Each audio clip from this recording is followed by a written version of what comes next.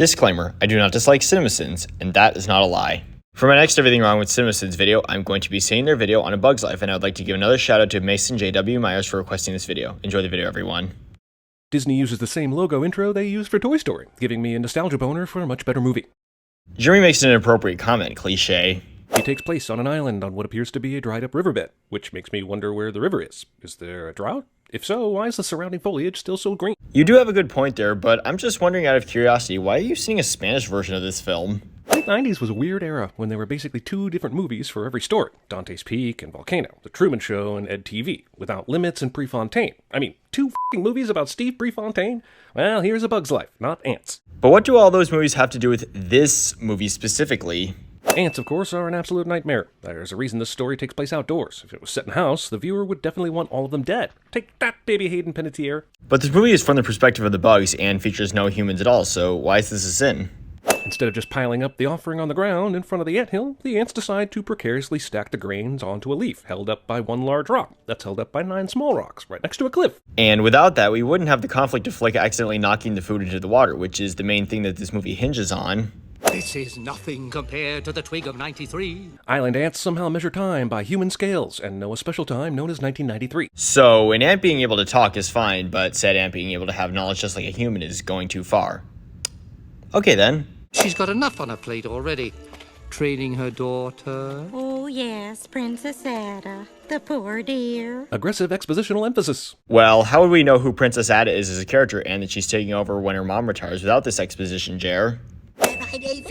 Ants and aphids actually do have a mutual relationship, and even though that is a delightfully accurate part of this movie, the ants should treat the aphids more like colleagues and less like pets. But this isn't the real world we're talking about here, so does that really matter? These ants are so iridescent, they look like drugstore eyeshadow. But Pixar designed the ants like that to make them appear likable, and because of that, they were designed to stand upright with 2 arms and 2 legs instead of 6 legs like real insects have. Flick's machine is powered by movie magic. Wait, so if you're acknowledging here that cartoon logic is how things work in animated media, how come you're always questioning / sinning it? Telescope! A spherical drop of dew couldn't telescope. If you don't believe me, just look through a clear marble. And unsurprisingly, we have a contradiction of the previous sin since you sin this film for not following logic despite admitting that it doesn't.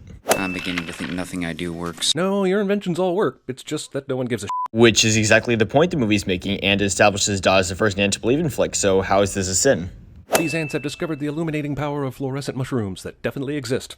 Well, even if this wasn't a fantasy movie about talking bugs, those kinds of mushrooms do in fact exist in real life. The contraption somehow has the strength to knock out a rock, weighted down by 2 heavier rocks. And without that, there would be no movie since this is the main thing that this movie hinges on, like I said earlier.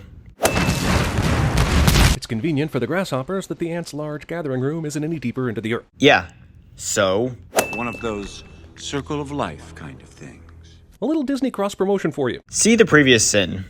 There's still a few months till the rains come. Yeah, there's still a few months until the rains come. The ants will still be able to collect more food for the grasshoppers, who will be dead by then because of their 2-month life cycle as an adult. But like I said earlier, this isn't the real world we're talking about here, so that also shouldn't matter. So, are they saying this happens every year? They are the oldest living grasshoppers ever. Yeah, that is pretty much what Hopper's saying here. I'm starting to think this movie is some kind of bizarre retelling of Aesop's The Ant and the Grasshopper fable, but the only thing the stories have in common is they both involve ants and grasshoppers. Well, the plot of this movie was initially inspired by that fable, so... This scene is brought to you by Cartoon Physics. Cartoon Physics, bending the lines of reality to conveniently serve the movie's plot. And now we're back to admitting that this movie follows cartoon physics despite seeing the movie for not following real-world physics earlier. So just like with the Kung Fu Panda video, you gotta pick a lane, Jer. Apparently Flick has much greater mass than I am accustomed to ants having. Well, as I've said many times before, in these types of movies, the main character, meaning the protagonist, doesn't die. So, being a ladybug automatically makes me a girl. Is that it, flyboy? It's also amazing that the insect kingdom even uses the word ladybug, but hey, funny joke, yo. Well, yeah, since that establishes Francis as a character who dislikes being mistaken for a girl due to being a ladybug. This movie was way ahead of the curve on Minions. Well, yeah, since this film came out 12 years before Despicable Me. I wonder what came first, the circus or the red and white umbrella and the animal cookie box? Well, that isn't important to the story that is being told here, so I again don't think that that really matters. I guess it's technically still an Easter egg, even if they just tilt up and show it to you. Well, considering that the Pizza Planet truck has appeared in every Pixar film except for The Incredibles, yes, it technically still is an Easter egg. And on top of that, there have been instances in other Pixar movies where the Pizza Planet truck only appears for just a few seconds. A talent scout. Hilarious misunderstanding cliche. Wait, where are your quotation marks before cliche? He's our resident thespian. Last year, he played the lead in Picnic. Even though I love this pun, if I know anything, kids sure do love obscure Broadway references. Sinning something you like. Oh, look at the beautiful colors of the blood. Do the bugs have red human blood in their universe? Pixar had some trouble finding the anthropomorphism line with this movie. Well, it makes sense to me considering the fact that these bugs are able to talk and do things just like a human can. To have the warriors. That rolled up blade of grass just had a feedback issue. Narration. Come on, Wing. Is what America said after hearing the silly love songs. Jeremy says something random cliche. Hungry Bird Ex Machina. How the heck is this a Deus Ex Machina, Jeremy? A Deus Ex Machina is a not-before-seen solution to a problem that comes out of nowhere, and this bird, in fact, is the problem here. Honestly, I consider this to be your worst usage of that phrase yet. The ants are able to find twigs that are the perfect bird torso shape. Yeah. So? These twigs must have fallen off of a rubber tree. Otherwise, they would have snapped by now. Again, not talking about the real world here. Whoa! Look! I'm a beautiful butterfly! I was about to let them get away with the ant literally windsurfing on a leaf, but that compounded with Heimlich using leaves to float down when we all know he would drop like a hot rock is just too much to overlook. Why doesn't the Black Widow and the circus gang eat any of the ants? She's already trapping them in webs. Eating them is the next logical step for spiders. But again, we aren't talking about the real... You know what? Never mind. I feel 70 again! Jeez, how long do these ants live? If he's 70, then the queen has to be like 400 years old, right? Well, these aren't real ants, so that again shouldn't matter. Didn't you hear, Hopper? He's gonna squish the queen to remind him who's boss. Grasshopper 1 reminds Grasshopper 2 of this, conveniently within earshot of Dot. Narration. This creature has been on a leash all the other times we've seen him in this movie, excluding this moment. I guess that's because we needed one additional moment of tension with Dot. Yeah, I think that is the main point here. Well, what do you know? Dot can fly at the last second just before she fell to her death. Who knew that was coming? Yeah, that's the main point of the scene, and because that's not a sin, I'll finally be giving out my award in this video. We gotta do something. How? Come on, you guys, think. Ooh, I know, the bird. Yeah, our original plan. Yeah, so? How can she lift anything? She's basically Marcel the Shell. It's cartoon logic, Jeremy, and since you admitted that twice in this video, I feel like you should already know the answer to that question. Pretend it's a seed, okay? That worked. Yeah, since that's what Flick did with her earlier.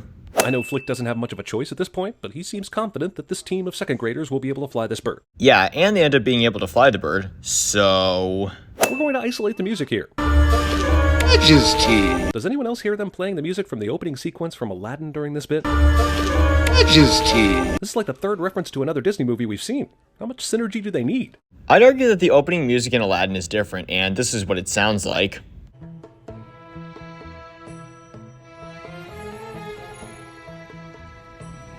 Yeah, no. Flick is all bruised up, because, you know, ants bruise, right? Here, yes, as this isn't the real world. I hate it when someone gives away the ending. He gets eaten by birds, the ants use Flick's inventions and live happily ever after. And that's exactly how this movie ends, so I'll give out my award again.